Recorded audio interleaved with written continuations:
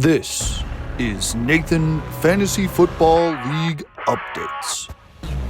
Today, we meet the number 8 team in the Nathan Fantasy Football League preseason polls. We'll take you through their squad, where their positives and negatives lie, and my predictions for their 2024 outlook. All that and more next.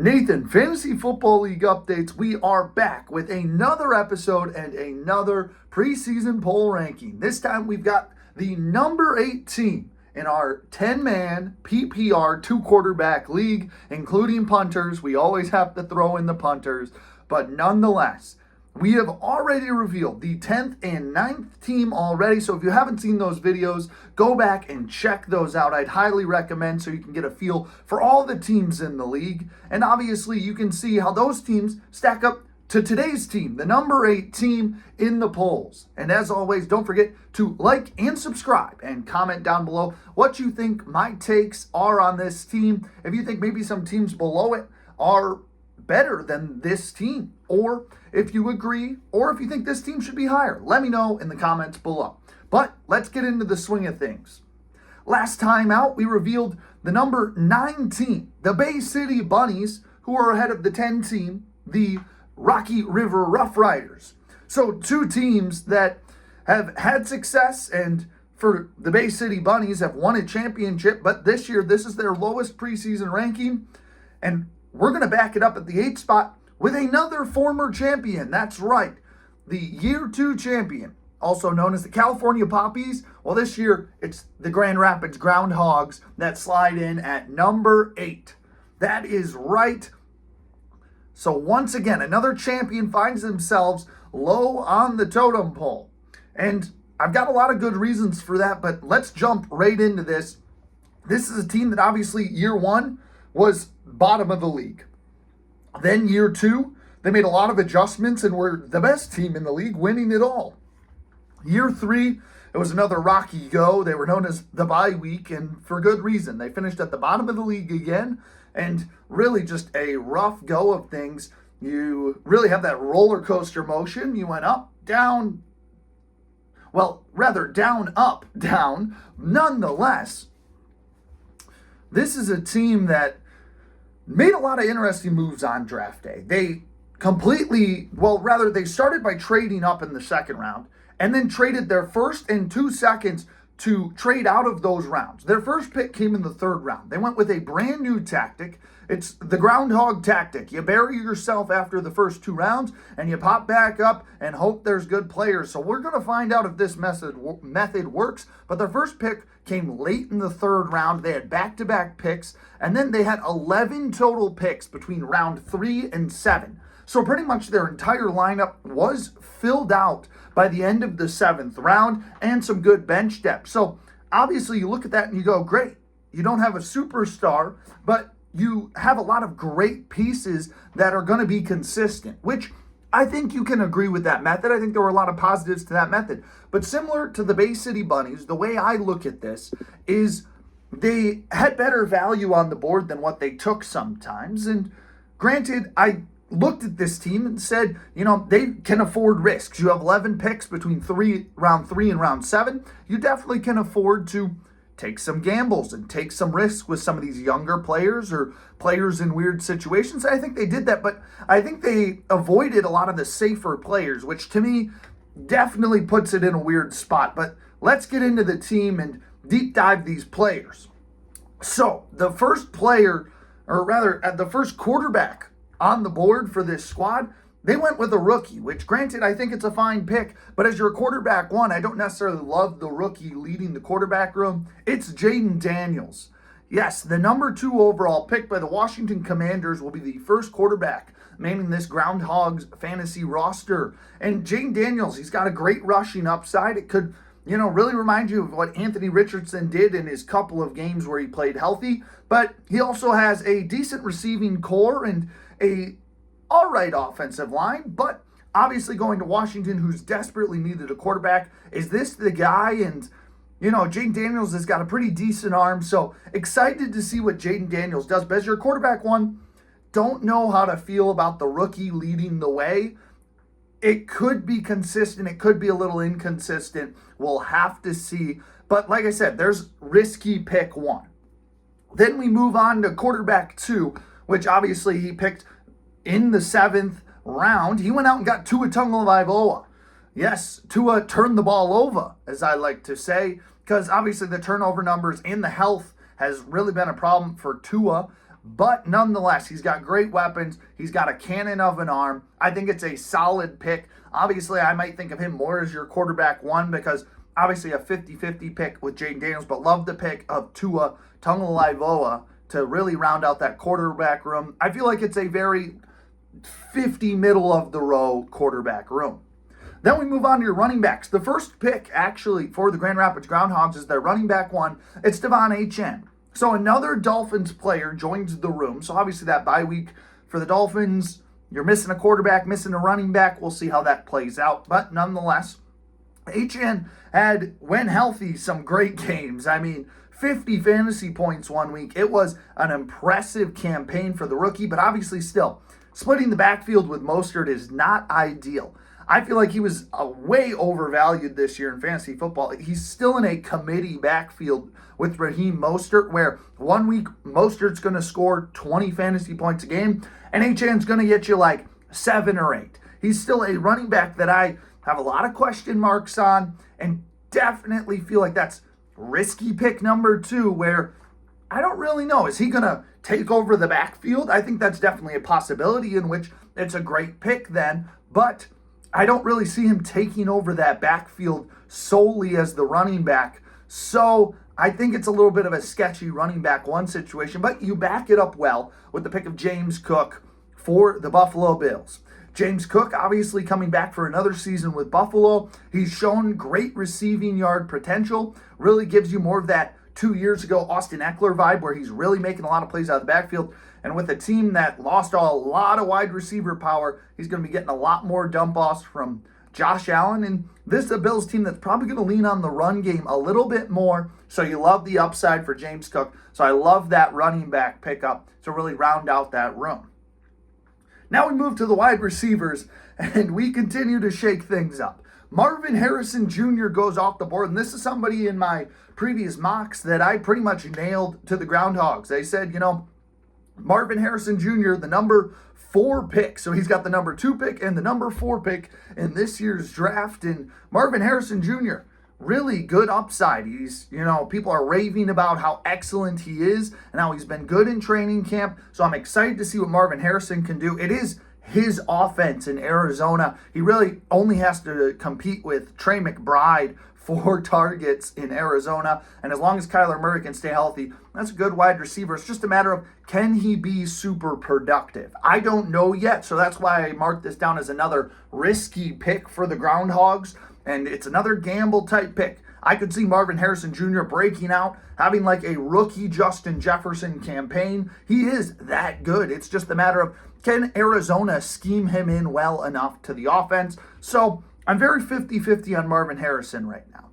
Moving on to your wide receiver 2, though, I think you did an excellent job of sustaining the rookie with, once again, a risky pick with a consistent pick that you can definitely trust. And I think that came in the form of Michael Pittman Jr. Obviously, a lot of people said he was rated pretty high, which I think you can agree. He was rated in that 20 range of the fantasy football value, and people look at it and you're like, Michael Pittman Jr., you're like, he didn't really have any incredible games. And for the most part, you're right. Not a ton of explosive, 30-point potential games. But Michael Pittman is a staple of consistency. I had him on my fantasy roster last year and the year before. And Michael Pittman is literally a staple of consistency. You can expect him to probably get anywhere from 10 to 15 to even 16 points a week, and then the occasional 20-point game. Michael Pittman is just excellent at eating up the short yardage targets, just getting some yards, getting the point per reception part of the league, and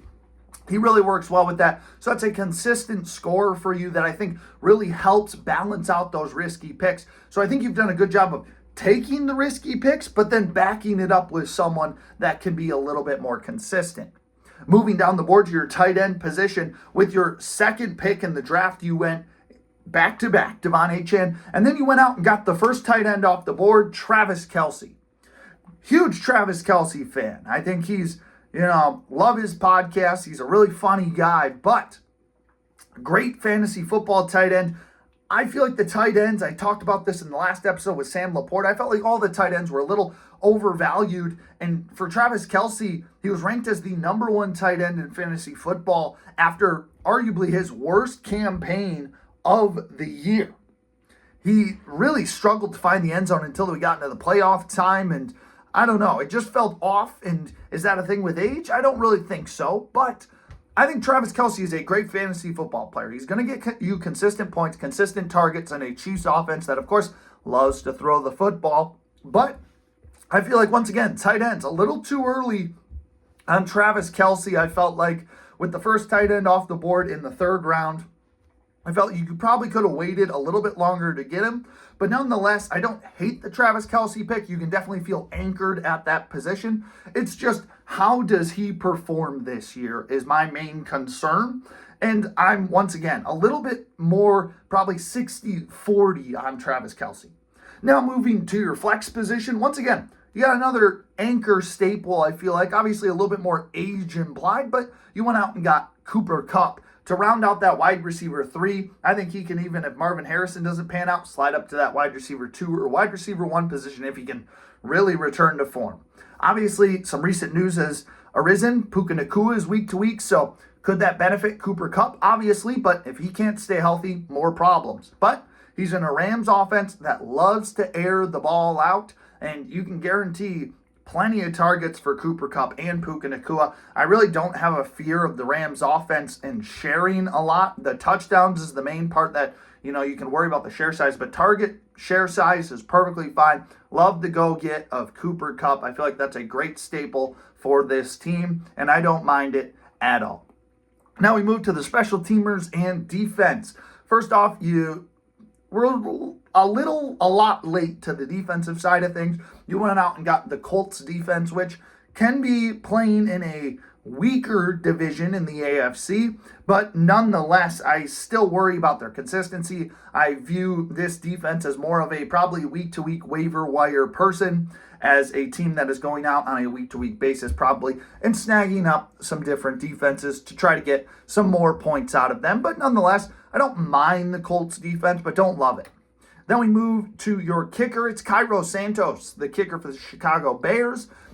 And, the Bears offense could be good. It could be a little bad. We don't know yet. We have no confirmation on what is going on there and if that offense can really thrive with a rookie quarterback at the helm. So a lot to be untold there, but obviously a rookie quarterback probably going to lead to a little bit more drive stalling out. So probably some more kicks getting up. And then rounding it out was the number one punter last year, A.J. Cole for the Las Vegas Raiders. And I like this pick. The Raiders are going to punt a lot again this season. Their offense is not great. So I like the pickup of A.J. Cole. So now let's look at this bench. And obviously, when you have 11 picks between round 3 and round 7, the bench is going to feel pretty depthy. And that's what I think, the Groundhogs did a great job of, is they really solidified that bench as one of the top 3 benches this offseason, or in this preseason at least. And this is a bench that I feel like, obviously if guys don't pan out up the board, this can be a bench that can hopefully provide some options. And the first guy off the bench is Ramondre Stevenson, running back for the New England Patriots, who we know how that offense is going to be. I think Stevenson obviously has shown over the last couple of years he's a consistent bell cow at the goal line, and he is going to eat up rushing numbers. I think Ramondre Stevenson is a great pick, and obviously, like I said, if Achane doesn't pan out, there you go. Stevenson can play running back for you, or he can slide into that flex. So some great depth there for the Groundhogs. Following him up, he went tight end. He has 2 tight ends, and it's Kyle Pitts. Yes, that's right. He took a flyer on Kyle Pitts. Another risky pick, in my opinion. I'm going to mark that down as risky pick number 4. And Obviously we know Kyle Pitts has burned a lot of people the last 3 years, and it has burned this manager before, but this year, obviously, new offense for the Falcons, and they think Kyle Pitts is going to get involved. They finally think Kyle Pitts can, score a lot of touchdowns, be this top 5 pick that we saw when he got drafted out of Florida. Can he live up to the hype now in fantasy football? Well, you're taking a flyer. I don't hate it, especially because he's coming off your bench. There's no pressure with Travis Kelce ahead of him. This could be a flex option if he really breaks out, or you have a trading piece with Pitts or Kelce. I think there's a lot of good potential here. And once again, another risky pick, but it could pan out, or it could burn you again. We know how Kyle Pitts likes to operate, or at least the Atlanta Falcons like to operate. Then we move on, and I think you got to steal with your third bench player. It's Amari Cooper. That is right. Amari Cooper is coming off the bench for the Groundhogs. Really, he was really undervalued this year in fantasy football. Obviously, he's now got to compete with Jerry Jeudy in a okay wide receiving room for the Cleveland Browns. Nonetheless, I do not hate the pickup. I think it'll serve you wonders. Obviously, he can play flex. He can slide into that wide receiver position. I think your wide receivers, great depth, and obviously you took a flyer on Marvin Harrison. It's well balanced. So we will see how that pick works out, but I love the pickup of Amari Cooper. I think that's, really rounding out this strong 3 at the top of the bench. Then you went with, in my opinion, probably the next risky pick, probably your 5th risky pick. Obviously, this is the worst one. In my opinion, it's Jonathan Brooks, but he's on the bench, so I can't really knock you for it. Jonathan Brooks, rookie season, and fantasy football, and everybody keeps speculating this is the guy for the Carolina Panthers. He is going to do miracles in that running back room. Maybe, but I think his value, he was in the high 60s. Obviously, he fell a tremendous amount, and then you took him, so I don't hate it there, but still, I was staying clear of this guy because I'm like, that's going to be a running back room that's already got Miles Sanders. It's got Chuba Hubbard.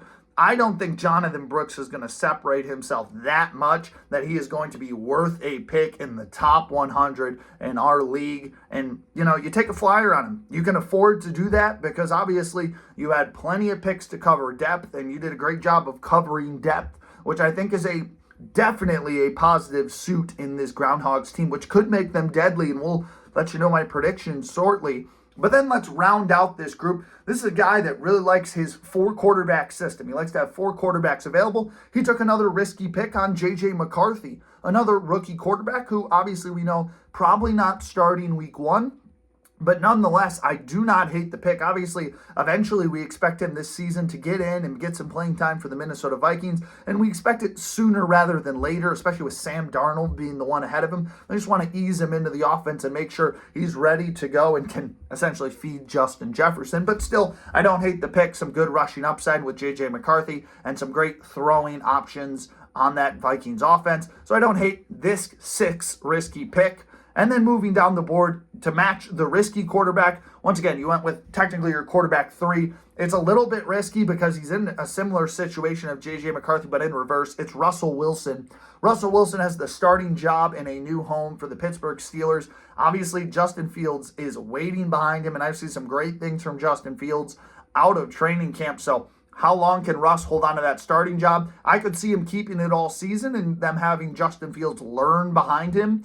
But I could also see him losing the job by week 5 or 6, maybe even week 4 if it's really bad in Pittsburgh and Justin Fields takes over. So a lot of different things that could happen there, but I don't mind that quarterback duo off your bench. And rounding out, Demario Douglas, who's considered the wide receiver 1 for the New England Patriots. A little bit Patriot heavy for how bad the Patriots are going to be this season. But once again, Demario Douglas, top receiver. He's going to get some targets this season from whoever's throwing him the ball, and you don't mind it as your last guy off the bench. So that rounds out this Groundhogs team. Like I said, 6 or 7 risky decisions. Other guys, more of consistent staples. So I don't hate the chemistry of this team, but obviously a lot of fluctuating between these risky picks I think could really hurt the team. So let's get you those predictions. So, my predictions.